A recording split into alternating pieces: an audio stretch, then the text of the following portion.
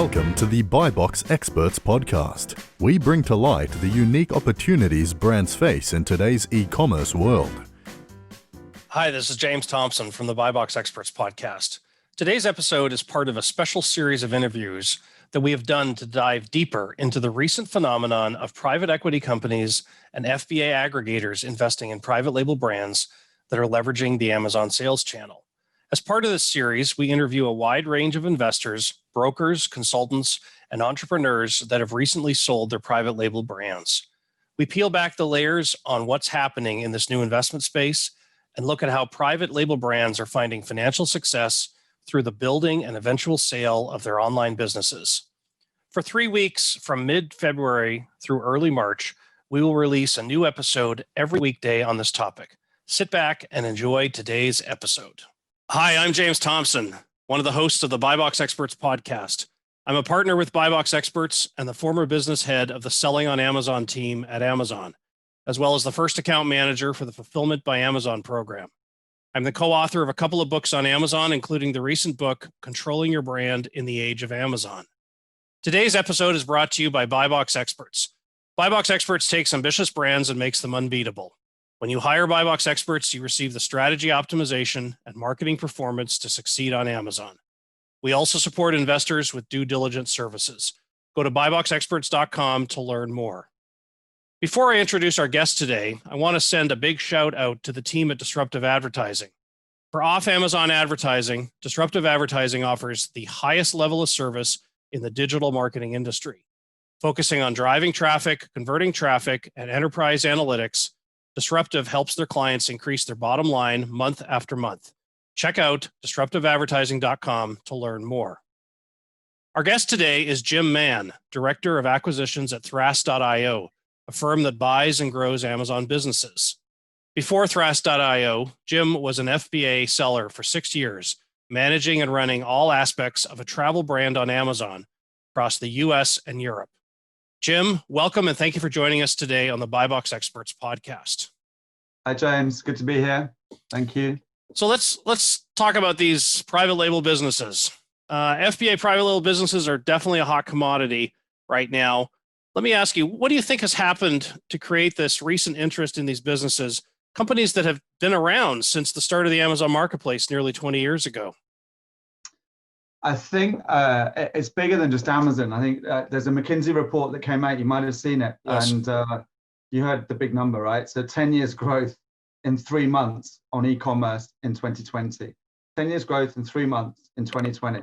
That is going to change the world we live in terms of e-commerce. And that's driving a lot of change in behavior from the consumer through to the e-commerce seller and through obviously to the acquirers that have a lot of interest now in this space.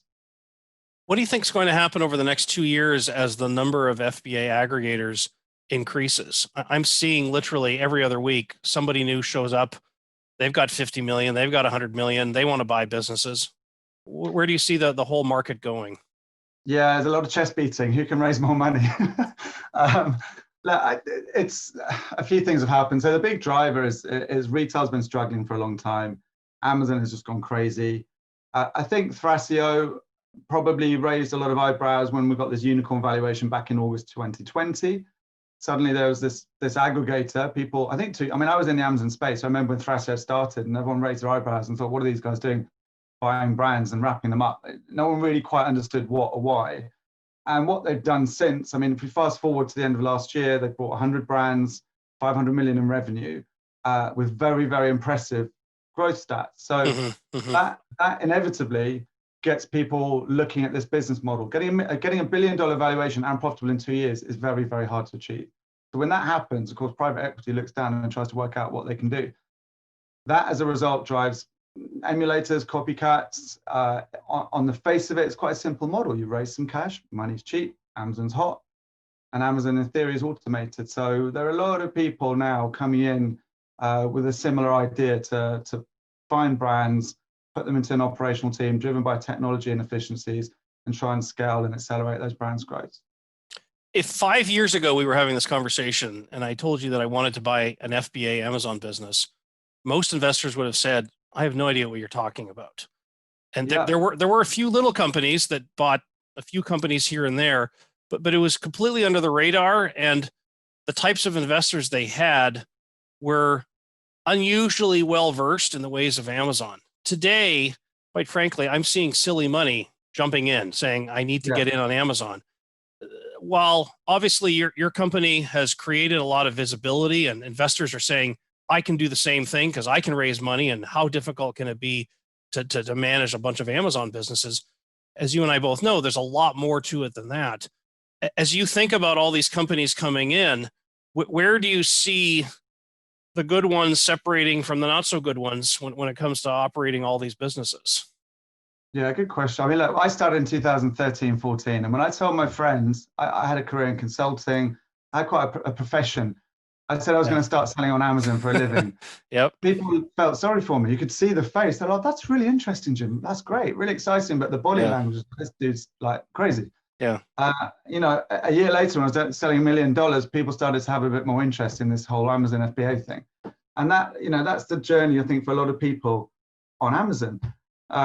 You know, sorry, James, can you repeat that question? Well, I'm just curious, as you see all these different types of investors coming in, some of them are looking at this saying, well, how difficult can it be? Because everybody seems to be jumping in.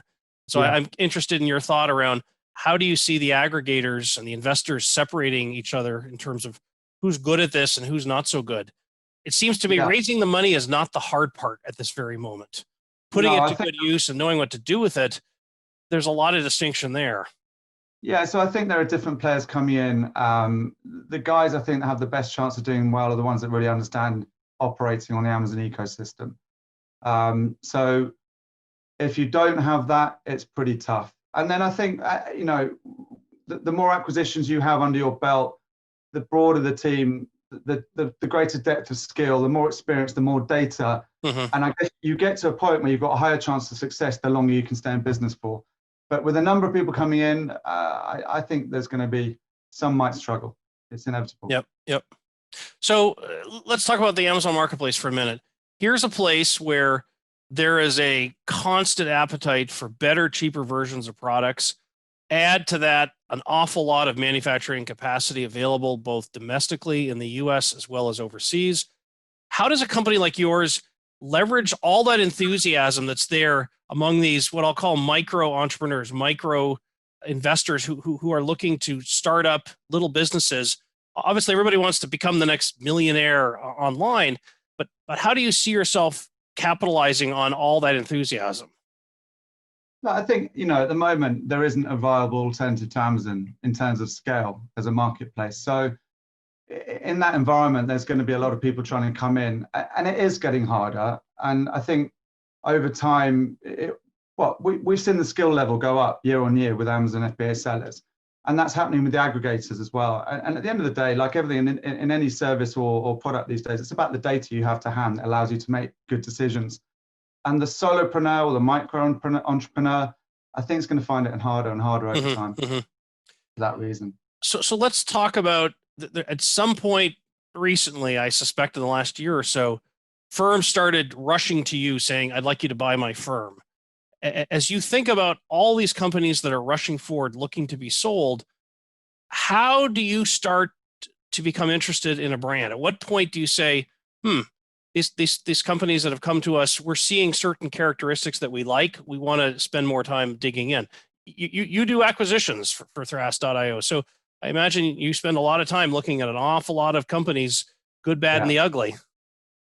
Yeah, so we put an offer into about 10 to 20% of what we look at. And what we're trying to find is quite simple in principle. We're trying to find brands that we can invest in and scale. So we have a team of 700 people, we have unlimited cash flow, and we're looking for opportunities to take a brand from a solopreneur and really take it to the next level. You know, that's the simple model that we have. When you think about all these investors jumping in, do you think there's enough firms available for sale for all of these different investors to be able to make legitimate, appropriate investments? At the moment, James, yeah, there is. I mean, there's a lot of appetite, I think, for solopreneurs to cash in.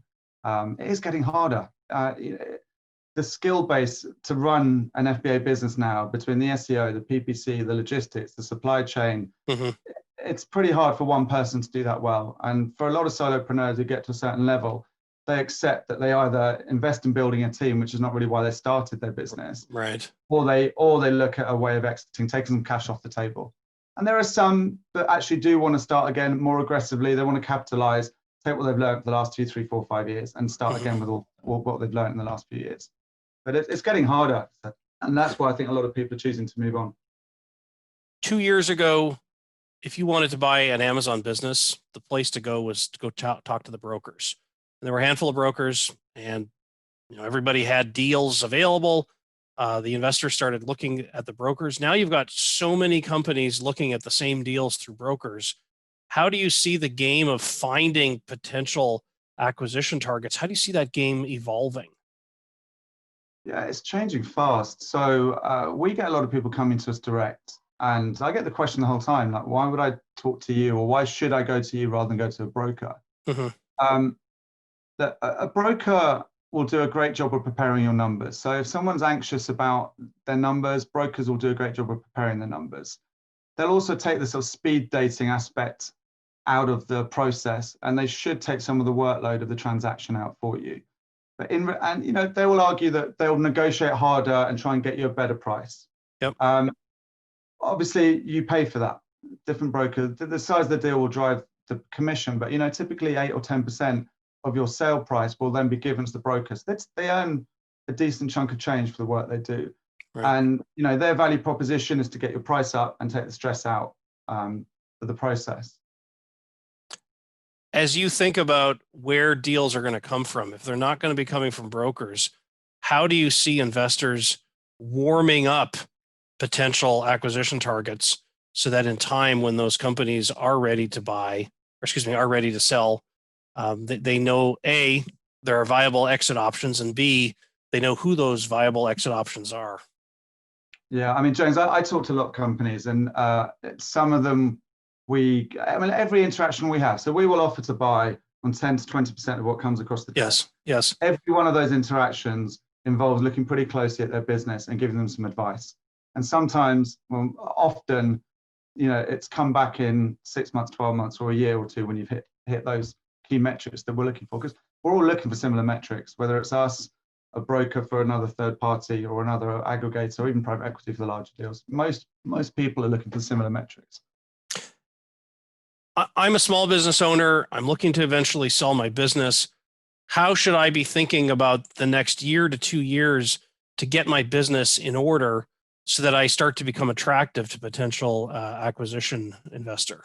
Yeah, it's a good question. I mean, it's a big question. So I mean, on Amazon, I think there are two classes of product. There's the commoditized, price-driven product. Yep. And that's increasingly going to be dominated by the Asian factories and Chinese sellers. It's very simplified. And then there's a slightly more premium brand-driven product on Amazon. And if there's a story, there's a quality, there's a differentiation, you can afford to push price and have a bit of a premium. And I think that is where that's been the big shift in the last couple of years of selling on Amazon as a marketplace. It used to be about sticking stuff up, manipulating the algorithm, Me Too products. Now you've really got to up your game and look about differentiation through story, through product design, through marketing. On platform, SEO and PPC are critical now as well. Content creation.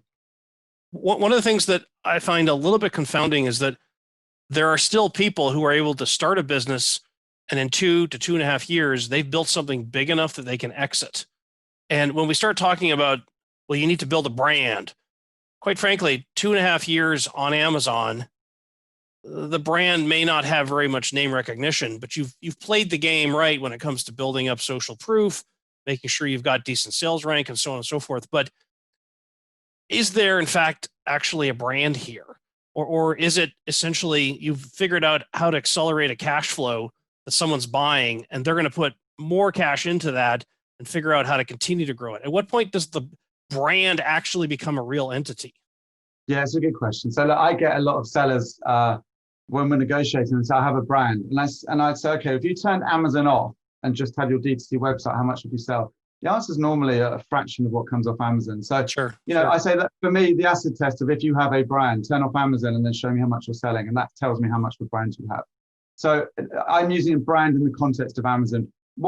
A brand on Amazon is a brand that shows you have a product that can sell a certain price profitably, convert well, has a review, a review around it. People use this term review moat, which I don't particularly like, but there are some pillars there that have shown a track record. And then we look at what is the future trajectory like? Are there a lot of competitors coming in? Is it a niche that seems to be growing long term? And all the other sort of market forces at play.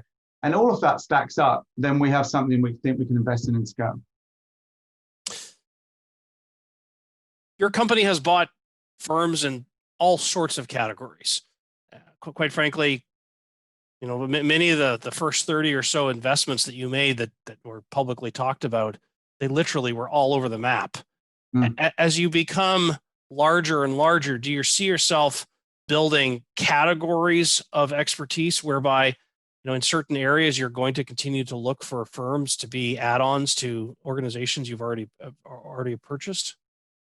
I think there's two questions there. Do you mean as in adding our services in terms of ancillary services for Amazon brand? Let's start first by talking about the incredible breadth of different types of companies that you've purchased. Yeah. Do you see yourself continuing to go completely broad and look for companies based on financial criteria versus building up sectors of companies that have different types of commonalities across them? Yeah, so I think this is what happens as over a period of time. You start off being driven by numbers because you have to make the numbers stack up. Mm-hmm. And now, fast forward 2 years with a team of 700 people, we have brand directors being organized into verticals. So we're building specialist teams internally for different categories. But that wasn't possible with 10 acquisitions. Now with 100, right, that structure makes sense and it's happening. Buying companies and figuring out how to extend their brands is a model commonly used across many of these aggregators. Some of these investors are now looking at how do we add new selection to the portfolio companies we already have. How do you see that part of the equation playing out as companies recognize that you're buying a company that has certain manufacturing capabilities?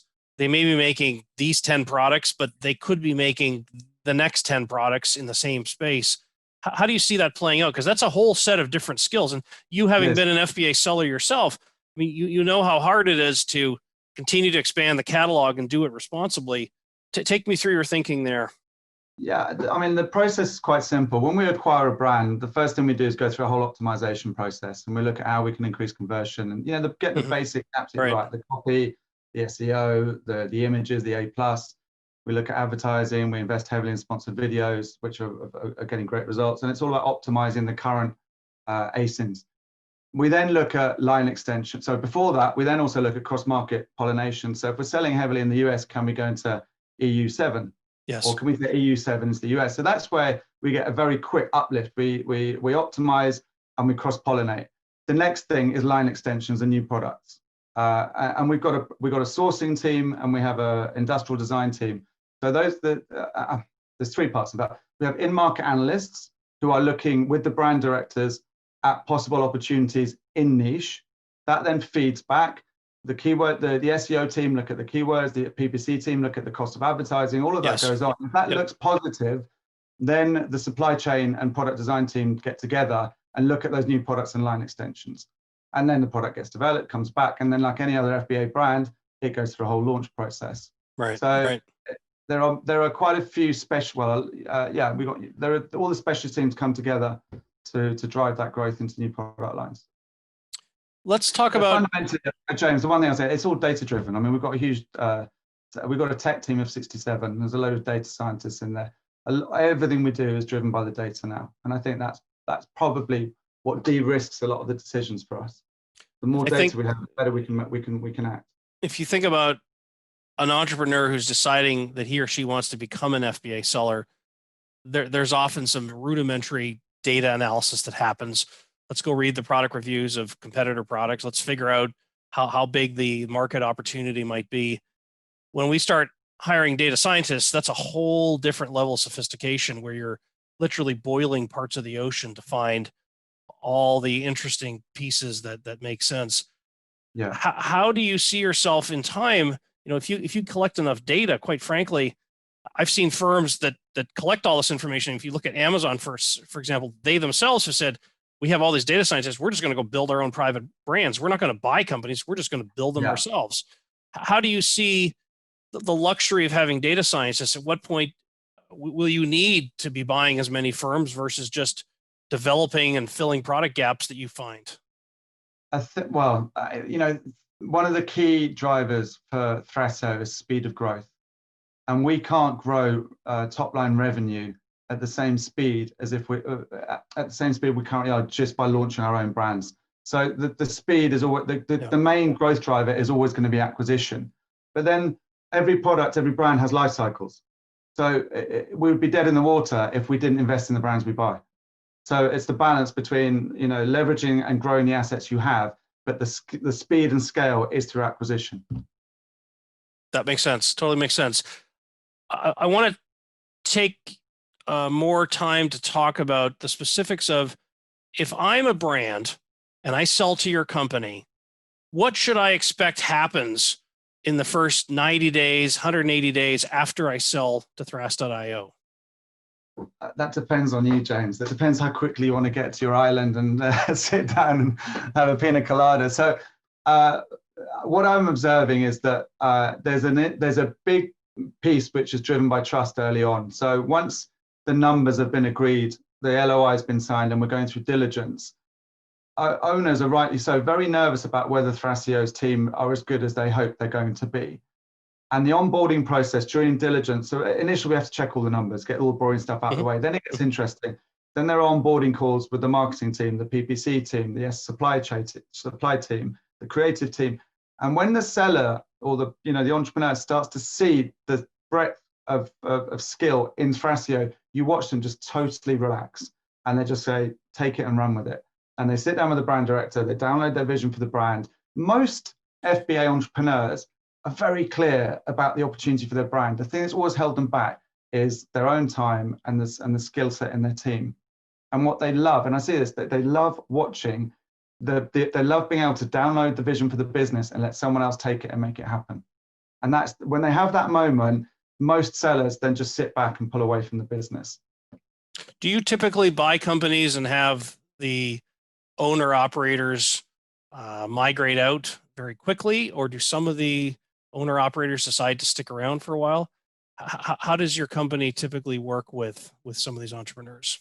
Yeah, generally people after that moment, when that moment happens, and the brand and they trust the brand director to start becoming the new them running the business.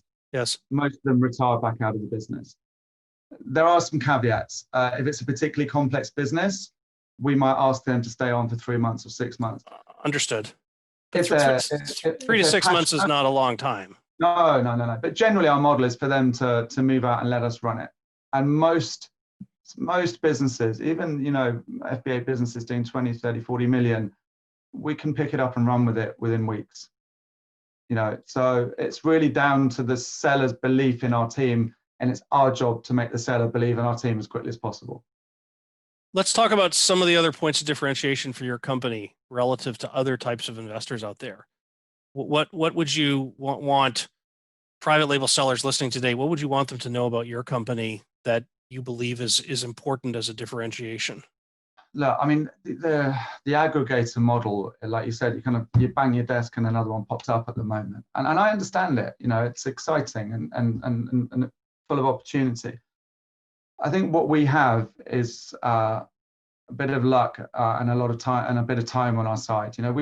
We've gone from 0 to 500 million in 2 years. We've now got a team of 700 people, 100 brands under management, all the data that gives us on how the algorithm behaves. Yes. The ability to hire data scientists, the ability to have motion graphics animators just pumping out sponsored brand videos. Sponsored brand videos now are the highest performing adverts on Amazon on the platform. Yet a lot of people struggle to really execute them well. So what we have is the ability to execute on a level that I don't think any other Amazon operational unit has yet. Others will get there, I'm sure, but right now I'd back our team to be, if not the best, one of the best teams operating Amazon brands right now. Two different investors can look at the same business and see different value in that business. When you look at a business, you talked about some of the criteria you're looking at for future growth. Are there things that you go looking for that you suspect are not typical for many of the investors that are evaluating these companies? We know what we're looking for, and I keep coming back to the same thing. We're trying to find brands that we think we can put our team of 700 behind and really accelerate.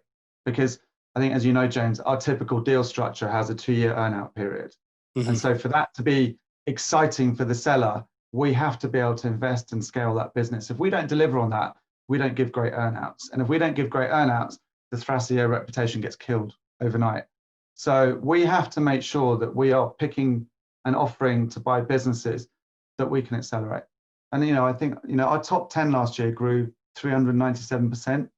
Our top 20 on average 291, and our top 30 grew 226% after we've acquired them. That's what we're trying to deliver. Yeah. And we can't deliver that on every business we look at. And that's why we don't offer on everything we look at. Yep. Totally makes sense. Question. I don't think there are many teams out there that can deliver that growth. And the other thing that's exciting around Thrasio is that we're delivering those growth numbers, and on average, we're increasing EBITDA by 4.53%.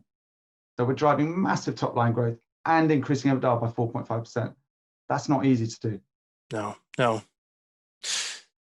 Let me ask you, when you look at the types of entrepreneurs that you get to deal with today, what are some of the aspects that have surprised you the most about the Amazon FBA entrepreneur versus all the other types of folks you might have worked with in past careers? What makes them stand out? For good, bad, ugly, what makes them different? You have to be able to take anything that comes at you as an FBA seller. And, it's a broad church of skill sets as well. So, you have to be competent, if not amazing, at supply chain and negotiation. You then have to get products into FBA, which we know now is very difficult. So people have had to learn this year about creating their own third-party warehouse infrastructure, or a lot of people are actually leasing warehouses themselves. PPC is becoming a massive pillar on FBA. If you can't do PPC to a very high level now, you're in trouble. So sellers are either becoming very good or they're going to third-party agencies. There's a lot of growth in that market. I just think in general, the thing that everyone has in common, and I know loads of FBA sellers, and they come from consulting, they come from eBay, they come from SEO, they come from all walks of life. But the one thing that everyone's got in common is the ability to just make sense of stuff very quickly and work out what's important, because there's a lot of noise out there, right, and you can't dedicate yourself to all the noise. So I think if there's one thing, it's the ability to work out what's important in all the noise that's coming at you and make some decisions on what to pull the trigger on. Jim Mann, I want to thank you for joining us today on the BuyBox Experts podcast. For those of you interested in learning more about Thras.io, please visit Thras.io.com. Thank you. Thanks for listening to the BuyBox Experts podcast. Be sure to click subscribe, check us out on the web, and we'll see you next time.